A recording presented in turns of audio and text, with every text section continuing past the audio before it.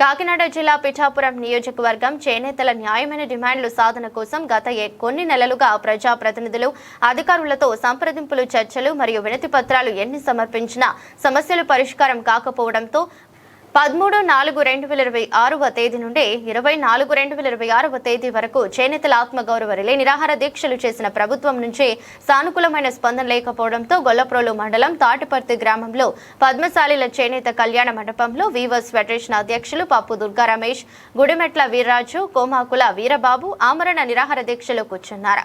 కార్యక్రమంలో అలక రాజు, దొంతంశెట్టి సత్యప్రకాష్, నక్కిన విజయలక్ష్మి, పలువెల లక్ష్మి పాల్గొన్నారు. మీడియా మిత్రులందరికీ నమస్కారం. నా పేరు Pappu Durga Ramesh, all India weavers federation జాతీయ అధ్యక్షుడిని. మేము ఆంధ్రప్రదేశ్ రాష్ట్రంలో ఉన్న చేనేతల యొక్క సమస్యల మీద న్యాయపరమైన డిమాండ్లతో గత 6 నెలల క్రితం నుంచి కూడా ప్రభుత్వంతో అనేక సంప్రదింపులు, చర్చలు, వినతి పత్రాల ద్వారా ప్రజాప్రతినిధుల్ని, అధికారుల్ని కలిసి చెప్పడం ద్వారా ఈ యొక్క సమస్యను తీర్చండి అని చెప్పి మేము అడగడం, అలాగే స్వయంగా ముఖ్యమంత్రి గారిని కూడా కలిసి మేము అడిగినా సరే మా సమస్యలకు ఒక పరిష్కారం లేకపోవడంతో, మా డిమాండ్ల వైపు ప్రభుత్వం చూడలేకపోవడంతో మేము 13వ తారీఖు నుంచి 20వ తారీఖు వరకు కాకినాడ కలెక్టరేట్ కేంద్రం దగ్గర ఆంధ్రప్రదేశ్ చేనేత సహకార సంఘాల JAC all India weavers federation ఆధ్వర్యంలో రిలే నిరాహార దీక్షలు చేస్తామని, అప్పటికీ ప్రభుత్వం స్పందించకపోతే 21వ తారీఖు నుంచి ఆమరణ నిరాహార దీక్ష చేస్తామని చెప్పి ప్రభుత్వానికి తెలియజేయడం జరిగింది. దీనిలో 8 రోజులు మండు టెండర్ను సైతం లెక్క చేయకుండా చేనేత కార్మికులందరూ కూడా ఆ యొక్క రిలే నిరాహార దీక్షలో పాల్గొని మా న్యాయమైన డిమాండ్లు తీర్చండి, మాకు పని కల్పించండి అని చెప్పి అడిగిన ఏకైక సామాజిక వర్గం చేనేత సామాజిక వర్గం.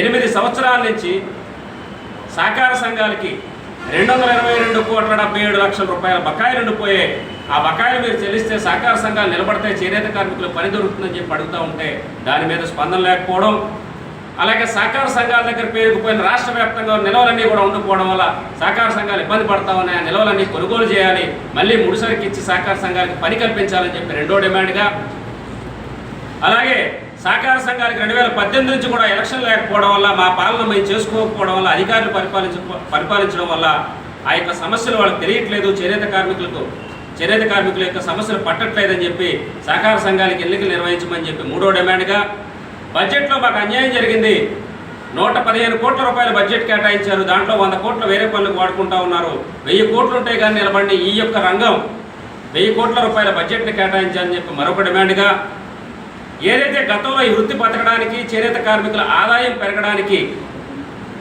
గతంలో ఉన్న పథకాలు ఏవైతే ఉన్నాయో, thrift fund, an subsidy, 30% rebate, పావలా వడ్డీ రుణం, 2018 రుణమాఫీ, మార్కెటింగ్ ఇన్సెంటివ్ లాంటి పథకాలని పునరుద్ధరించమని చెప్పి పనికి సంబంధించిన పథకాలని మరొక డిమాండ్గా, ఏదైతే మీరు ఎన్నికల్లో హామీ ఇచ్చారో నేతన్న భరోసా 25,000 రూపాయలు ఇచ్చి మాట నిలబెట్టుకోండి, ఇప్పటికి 2.5 సంవత్సరాలు అవుతుంది, ఆగస్టు 7వ తారీఖున మీరు ప్రకటించారు, 2025 సంవత్సరంలో ఇప్పటికి వచ్చి ఇవ్వలేదని చెప్పి ఆ డిమాండ్ నిలబెట్టుకోమని చెప్పి మరొక డిమాండ్గా, జీఎస్టీని రద్దు చేయమని మేము అడుగుతా ఉన్నాం, అది మా చేతుల్లో లేదు కాబట్టి మీరు రియంబర్స్మెంట్ చేస్తామని చెప్పి ఎలక్షన్లో హామీ ఇచ్చారు, మేనిఫెస్టోలో పెట్టారు, దాన్ని నిలబెట్టుకోమని చెప్పి మరొక డిమాండ్గా, మా ఈ సమస్యలు ఏవైతే ఉన్నాయో ఈ సమస్యలు పట్టించుకోకుండా చేనేత రంగాన్ని నిర్వీర్యం చేస్తూ, నిర్లక్ష్యం చేస్తూ, చేనేత కార్మికుల యొక్క బాధలు పట్టకుండా ఉన్న అధికారి ఆప్కో ఎండీ హ్యాండ్లూమ్ కమిషనర్ రేఖారాణిని బదిలీ చేయాలని చెప్పి మరొక డిమాండ్గా మేము అడుగుతూ 8 డిమాండ్ల మీద రిలే నిరాహార దీక్ష చేస్తే ప్రభుత్వం పట్టించుకోకపోవడం వల్ల నిన్న మధ్యాహ్నం నుంచి మేము తాటిపర్తిలో ఆమరణ నిరాహార దీక్షకి మా మిత్రులు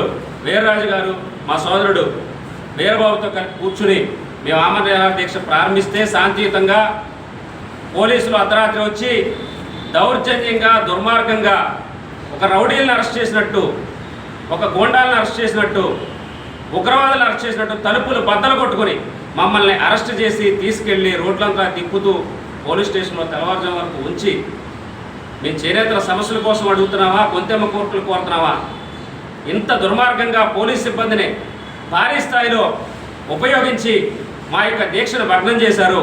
దీనికి తోడు పవన్ కళ్యాణ్ గారిని మేము సూటిగా ప్రశ్నిస్తూ ఉన్నాం, ప్రశ్నించండి అని చెప్పి ప్రతిపక్షంలో ఉన్నప్పుడు మాట్లాడారు. ఈరోజు మా సమస్యల మీద మీరు ప్రశ్నిస్తే మీరు భయపడతా ఉన్నారు. ఇది సరైన విధానం కాదు. మత్స్యకారుల ఉప్పాడులో వారం రోజుల పాటు రోడ్డు దిగ్బంధనం చేస్తే వాళ్ళు పిలిపించి కూర్చుని చర్చించి 100 రోజుల్లోపు మీ సమస్యను పరిష్కరిస్తామని చెప్పి హామీ ఇచ్చారు. మరి అది ప్రశ్నించడం కాదా? మేము నిరసనకి శాంతియుతంగా 4 గోడల మధ్య కూర్చున్నాం, రోడ్డు ఎక్కలేదు. మీరే ముఖ్యమంత్రి చంద్రబాబు నాయుడు గారిని ప్రతిపక్షంలో ఉన్నప్పుడు అరెస్టు చేస్తే అక్రమ అరెస్ట్ అని చెప్పి హైదరాబాద్ నుంచి వస్తూ ఉంటే మిమ్మల్ని పోలీసులు అడ్డుకున్నారని చెప్పి నడ్డు రోడ్డు మీద పడుకున్నారు మీరు. మరి అది నిరసన కాదా? అది ప్రశ్నించడం కాదా? మరి మా సమస్యల మీద, చేనేతల ఆకలి సమస్యల మీద మేము ప్రశ్నిస్తే మీరు అణిచివేస్తారా? పోలీస్ సిబ్బంది చెప్తా ఉన్నారు, పిఠాపురం పోలీస్ సిబ్బంది మేము చెప్తా ఉన్నాం, ఈ నియోజకవర్గంలోట నిరసనలు కానీ దీక్షలు కానీ ప్రభుత్వాన్ని ప్రశ్నించడం కానీ చేయకూడదట. ప్రశ్నిస్తే అరెస్ట్ చేస్తారట. ఈ నియోజకవర్గంలో చేయడానికి వీల్లేదట, కేవలం పవన్ కళ్యాణ్ గారు ఉప ముఖ్యమంత్రిగా ఉండడం వల్ల.